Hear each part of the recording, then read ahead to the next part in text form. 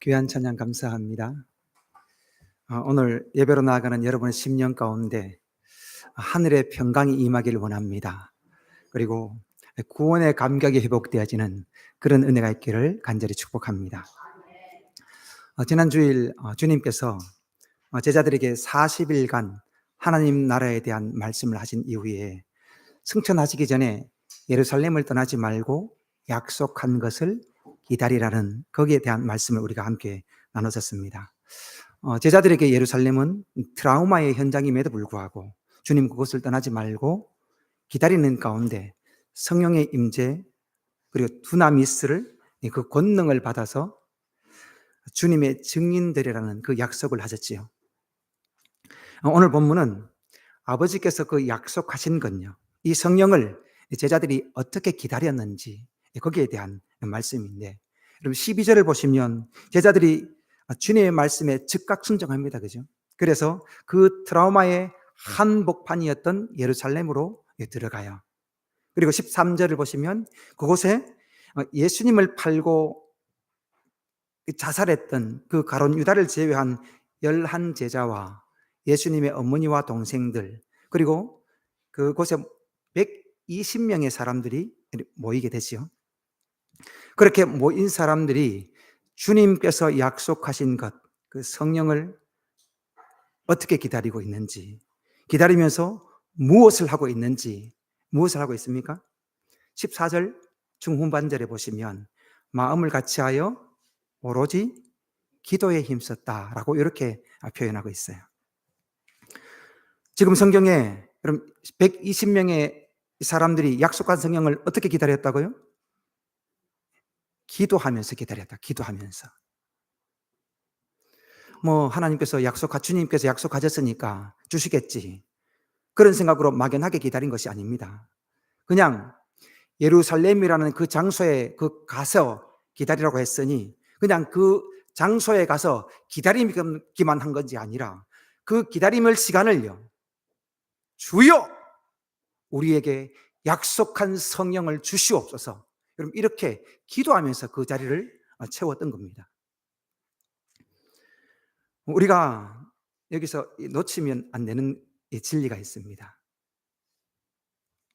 은혜가 약속된 자리요. 은혜가 약속된 자리. 그 자리에 있기만 하면 자동으로 은혜가 임합니까? 예루살렘이라는 이 은혜가 약속된 자리, 성령의 임재가 약속된 자리입니다. 그곳에서 그들이 그냥 막연하게 기다리기만 했나요? 여러분 이 예배의 자리도 그렇습니다. 그죠? 이 예배의 자리, 우리가 지금 예배드리는 이 자리는 하나님께서 은혜를 약속한 자리입니다. 그런데 어떻습니까? 어떤 사람에게는 이 예배의 자리에서 하나님의 은혜를 깊이 경험하기도 하지만 어떤 분들은요, 그냥 거저 왔다 거저 가는 분들이 마음의 냉랭함을 가지고 돌아가는 분이 계시기도 해요. 이 자리가 분명히 은혜가 약속된 자리라니까요. 그런데도 여러분 그런 일이 있습니다. 여러분 왜 이런 차이가 있을까요? 여러분 사모함 때문에, 사모함. 기도하고 갈망하며 사모하는 자에게 하나님께서 하늘의 역사와 그분의 은혜와 성령의 임재하시는 그런 역사를 허락하시는 것이죠. 원하기는 이 시간 은혜가 약속된 자리에서 여러분 기도하면서 기대하면서 갈망하면서 은혜를 사모하시는 그런 저와 여러분 되어지기를 간절히 축복합니다. 그런 가운데 하늘의 신령한 은혜와 은혜가 여러분 가운데 넘치게 임하는 그런 역사이기를 간절히 축복합니다. 그런데 여러분 오늘 본문을 보면 120명의 사람들이 기도에 힘쓰면서 성령을 기다렸지만, 여러분 14절 한번 중후반절을 보시겠습니까? 그들이 더불어 마음을 같이하여 오로지 기도에 힘썼다라고 그렇게 말하고 있습니다. 어떻게 기도했다고요? 마음을 같이하여 그렇게 이야기를 해요. 잘 아시겠지만 원래 제자들은요, 마음이 하나 되지 못했던 사람들이었습니다. 스승을 눈앞에 두고서도 누가 더 크냐라고, 내가 이 자리에 앉겠다라고 그렇게 다투고 위기 앞에서도요, 마음을 같이하여 위기를 돌파하려고 한 것이 아니라 제각기 살자고 도망쳤던 그런 오합 지졸들이 바로 이 제자들이었죠. 마음이 제각각이었고 다 나눠졌던 사람들이 이 제자들이었습니다. 그런 사람들이 지금 모여 있어요. 물론 그 중에 성품도 좋고 신실한 사람도 있었겠지만 성격도 개성도 다 다른 그런 120명의 사람들이 여러분 모여 있어요. 여러분 지난주에 우리 기간 원래 했죠? 기간이 모이면 어떻습니까? 항상 마음이 하나 되죠? 같은 기간이니까. 10명이 모여도 마음이 하나가 안 돼요. 10명이 뭡니까? 5명이 모여도 마음이 하나 되지 않아서 다투고 이가 올리 내가 올리 이 소리 저 소리 높일 때가 있죠. 그런데 지금 이들은요 120명이나 모여 있어요. 그럼에도 마음이 하나 되어 있습니다. 그 누구 하나 나의 옳음을 주장하거나 아니 기다릴 때는 이렇게 해야 돼, 이렇게 기다려야 돼, 굳이 기도 안 해도 된다, 주님께서 약속하시지 않았냐고, 기도 안 해도 되니까 좀 편하게 좀 있자라고, 아니 꼭 통성기도 해야 되냐고, 침묵기도 해도 되지 않냐고. 지금 이 시기에 침묵기도가 뭐냐, 우리 통성기도 하자, 방언기도는 왜 하냐고. 여러분 그렇게 자기의 주장을 말하거나 목소리 높인 사람이 없어요. 마음이 하나 되었습니다. 공동체의 힘이 어디에서 나옵니까? 예, 능력 있고 탁월한 그런 소수에 의해서 공동체의 힘이 나타나는 것이 아니라 이 마음이 하나 될 때요, 마음을 같이 할 때, 마음이 응집력을 가질 때, 그때 공동체의 힘이 나타나는 것 아닙니까? 우리가 과거에 나라가 엄청 어려울 때 온 국민들이 마음을 하나해서 금을 모았잖아요. 단순히 금을 모으는 그 행동이 아니라 마음이 모아졌을 때 그 위기를 극복했던 것처럼, 여러분 교회도 마찬가지입니다. 교회도 마음이 하나 될 때 여러분 힘이 나타나고 그 가운데 하나님의 역사를 기대할 수 있는 것이죠. 여러분 마음이 하나 되기 위해서 다른 사람의 마음이 바뀌면 되죠. 이 마음 바꿔봐라 한번, 그런 마음이 하나 된다, 아닌가요? 다른 사람이 마음이 바뀌면 물론 그래도 한 마음이 되겠지만 그러면 진정으로 한 마음이 되지 않아요. 먼저 다른 사람의 마음보다 내 마음이 먼저 바뀌어야 됩니다. 여러분 가정도 마찬가지입니다. 가정도 여러분 부부가 한 마음이 되어야, 부모 자녀가 한 마음이 되어야 행복한 가정을 이룰 수 있잖아요. 교회도 목사와 성도가 한 마음이 되어야, 여러분 부흥을 기대하는 것은 물론이고 하나님의 역사를 기대할 수 있죠. 남성교회나 여성교회다 이 기간도 마찬가지입니다. 한 마음이 되어야 기간이 부흥하고 살아나는 기쁨과 행복이 넘치게 되는 것이잖아요. 마음이 나누어지는 공동체는 가정이든 교회든 직장이든 어디든요 절대로 성령의 역사, 이 부흥을, 은혜를 기대할 수 없어요. 그런데 그럼 한 마음 되는 것, 자 오늘부터 우리 한 마음 됩시다. 구호 한 마음 되자. 그러면 됩니까? 한 마음이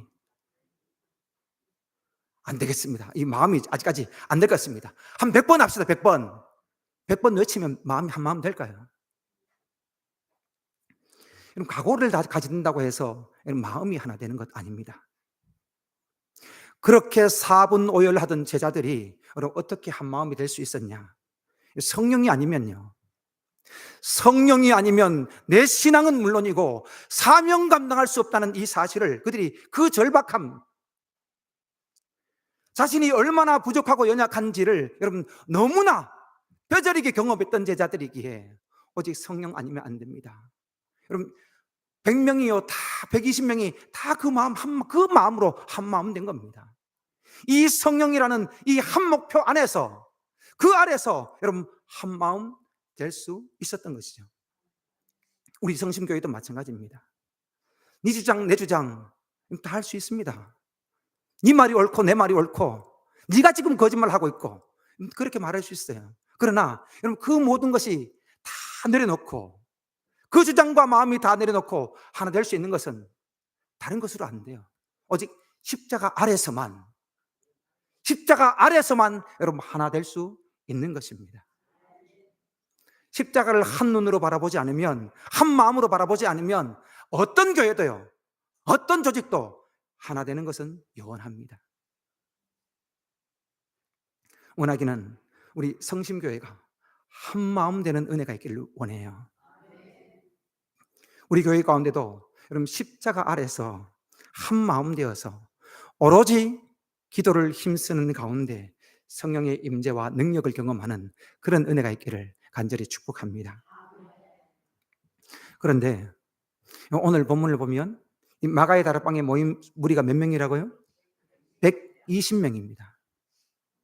고린도전서 15장에 보시면 이런 내용이 나와요. 예수님께서 부활하신 예수님을 목격한 사람이 몇 명인지 500명입니다. 500명. 부활하신 예수님을 여러분 500명이 함께 봤어요. 주님께서 그들에게 동일하게 여러분 약속을 주시지 않았을까요? 동일한 기다림을 여러분 명령하셨을 겁니다. 그런데 여러분 120명만 모여 있는데 나머지 380명은 여러분 어디 간 것일까요? 그들도 주님의 부활을 경험했고 부활하신 주님으로 인하여서 감격하고 주님 주신 그 사명으로 가슴이 뜨거워졌을 텐데 도대체 그들은 여러분 어디 간 걸까요? 혹시 주님의 약속보다 당장 먹고 살아야 할 그 현실을 더 우선한 것이 아닐까요? 아니, 내가 지금 놀고 있습니까? 나도 지금 먹고 살려고 지금 뼈 빠지게 일하고 있습니다. 나도 바쁜 사람입니다. 새로 밭을 사서 밭 깔아야 됩니다. 생업이 있습니다. 이 그물 손질을 해야 됩니다. 먹고 살려면 장사라도 해야 될 거 아닙니까? 그렇게 저마다 우선순위를 정해놓고 여러분 그것으로 달려갔을 겁니다. 그리고 이런 이유로 그 자리에 나오지 않는 사람도 있겠죠? 아니, 굳이 꼭 거기 가야 됩니까? 하나님이 그 자리에만 계십니까? 하나님은 어디에도 계신데 집에서 기도해도 되지 않냐고. 내 처소에서 기도해도 되지 않냐고. 여러분 이런 생각으로 각자의 처소에서 기도하며 성령님을 기다리는 사람도 있을 수 있을 거예요. 그런데 여러분 성령의 강력한 임재하심, 그 불은 어디에서만 임하였습니까? 성경을 보면요, 성경에 저 사도행전 29장에 보시면 여러분 성경에 없죠? 여러분 성경은 사도행전 28장까지만 있잖아요. 또 29장 막 찾는다고 찾으시면 안 됩니다.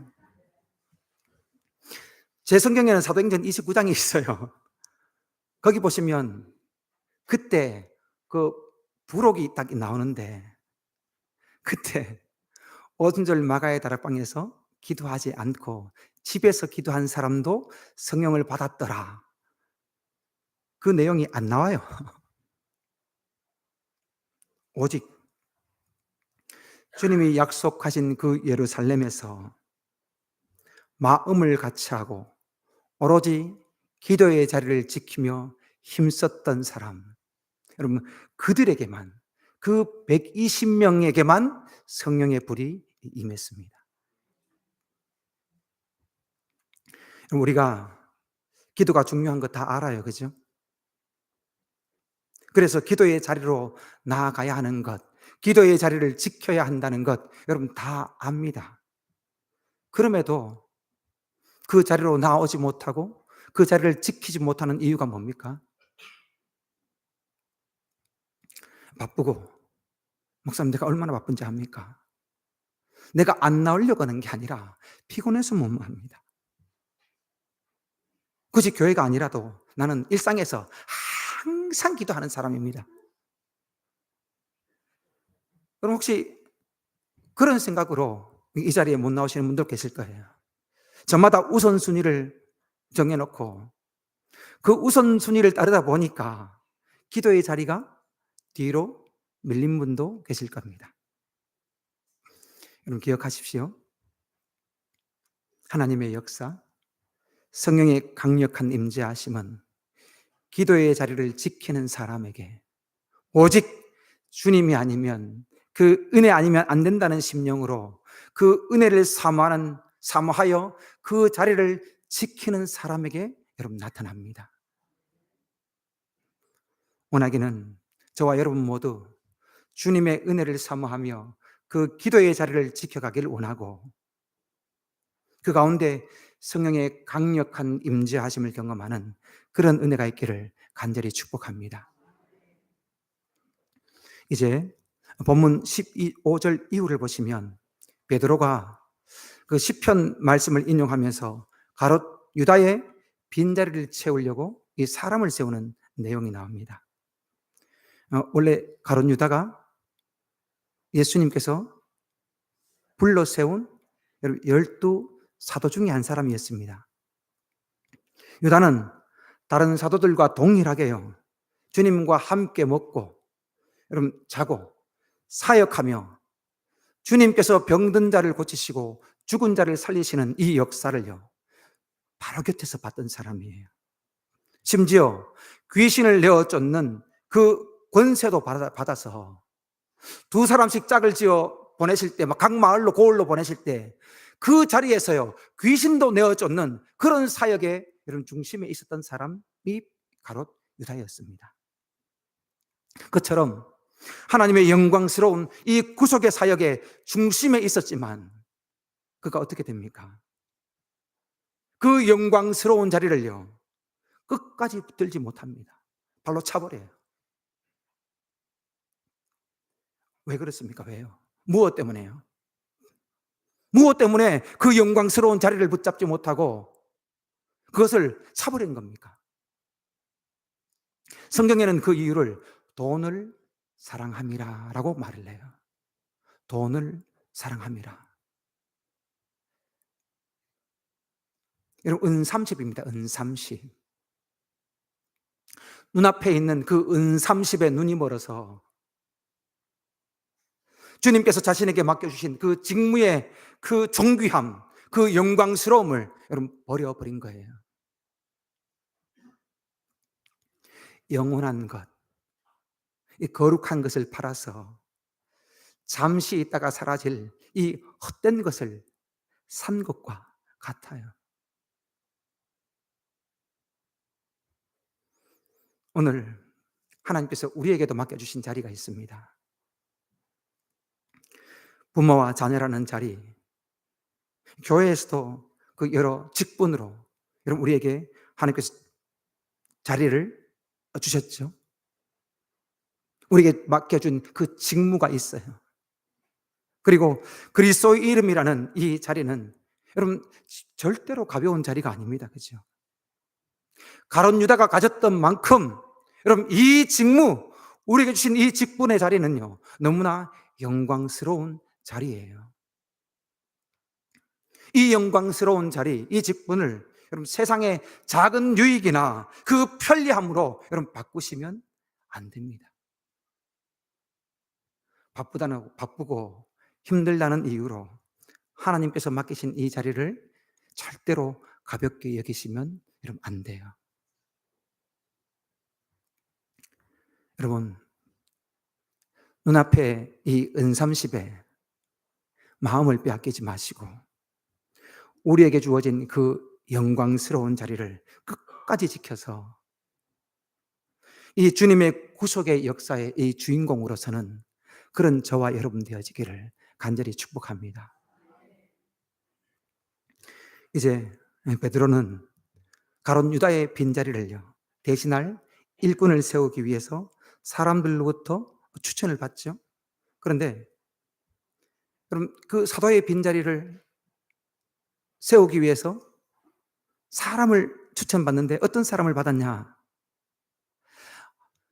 여기 박사학위 몇 개 있는 사람이 있습니다. 이 사람 세우십시오.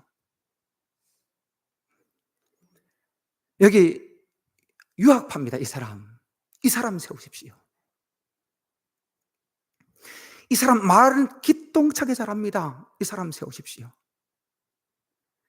여러분, 그런 기준으로 사람을 선택하지 않아요.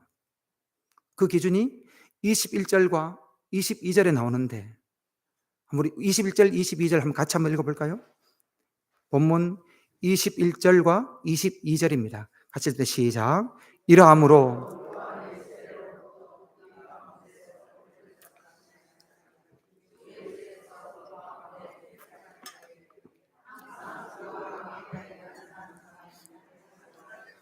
우리와 더불어 예수의 부활하심을 증언할 사람이 되게 하여야 하리라 하거늘. 아멘. 그 기준이 명확하지요. 예수께서 요한의 세례를 받을 때부터 승천하실 때까지 항상 우리와 함께 다니던 사람이었어요. 이게 기준입니다. 한번 생각해 보십시오. 지금 이 기준으로 보면 유다의 빈자리를, 가룟 유다의 빈자리를 채운 이 사람은요, 12사도가 맞나요, 아닌가요? 12사도가 아닙니다. 12사도가 아님에도 예수님께서 요한에게 세례를 받으실 때부터 여러분 승천하실 때까지 누구와 함께요? 주님 곁을 떠나지 않았던 사람이에요. 사도가 아님에도 불구하고 제자가 아니니 여러분 누구도 알아주지 않습니다. 이 사람을. 그 사람의 이름이 성경에 나오지도 않을 정도로 이전에는요 무명인이었습니다. 무명인. 사람들로부터 인정도 받지 못하는 그런 사람임에도 불구하고 이 사람은 여러분 주님 곁에 머물러 있어요.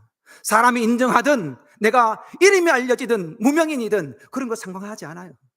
주님이 좋아서요. 주님을 사랑해서 주님을 따랐던 사람요. 한마디로 삶의 중심과 목적이 오직 예수인 사람이었어요.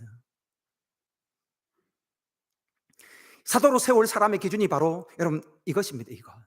오직 주님을 삶의 이유로 살아가는 사람, 주님을 따라가라 살아가는 사람, 이 사람요. 오늘날 이 교회에서 일꾼을 세울 때요, 직분자를 세울 때 여러분 어떤 기준으로 세웁니까? 교회들 가운데 직분자를 세우는 기준을 보면 여러분 신앙의 깊이와 이 성숙도에 따라서 주님을 얼마나 사랑하는지, 그 삶의 중심과 목적이 주님께 있는지, 그것을 보고 사람을 세우면 참 좋겠는데 많은 경우 교회에서 오랜 신앙생활을 했거나 사람들에게 얼굴을 알려졌거나 사람들에게 그나마 어떤 끼치는 영향력이 있거나 여러분 이런 기준으로 사람을 세우는 경우가 있죠. 저 사람 지금 우리 교회 몇 년 다녔다, 이 자리 이 직분 줘라, 이렇게 직분을 세워요. 오늘 성경에는요 사람을 세우는 기준을 다른 것을 보지 않아요. 주님과 동행하는 삶을 살았느냐, 주님과 동행하는 삶을 살고 있느냐, 그 삶의 중심과 목적이 주님으로 두고 있느냐, 여러분 이것을 보고 사람을 세워요. 아무도 알아주지 않아도 그 무명의 시간 속에서도 사명의 자리를 이탈하지 않고 미련하리만큼 묵묵하게 그 길을 주님 때문에요 기쁨과 감사함으로 걸어가는 그 사람은 인정하지 않고 알아주지 않을지 몰라도 하나님께서는 그를 인정하고 그 무명인을 유명인으로 하신 것이죠.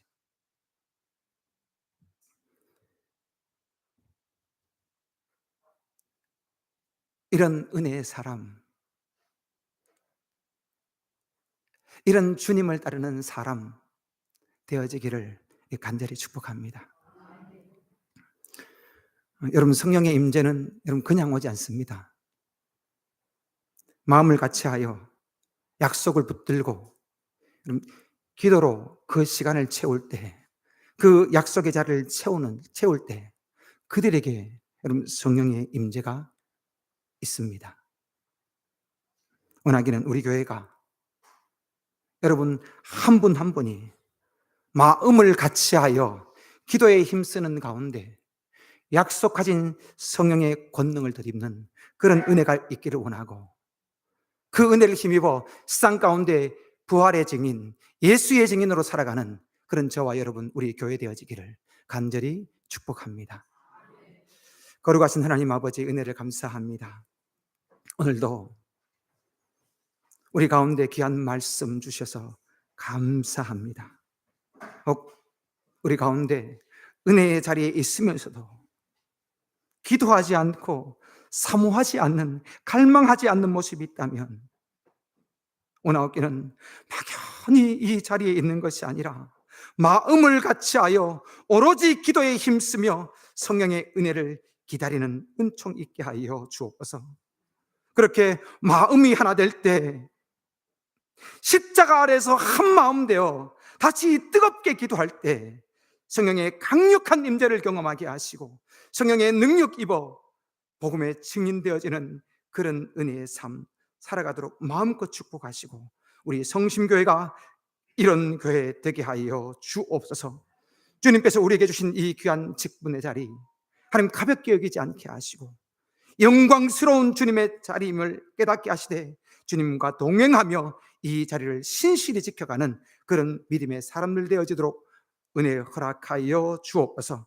그렇게 역사하실 주님을 기대하고 거룩하신 예수님의 이름으로 기도하옵나이다. 아멘.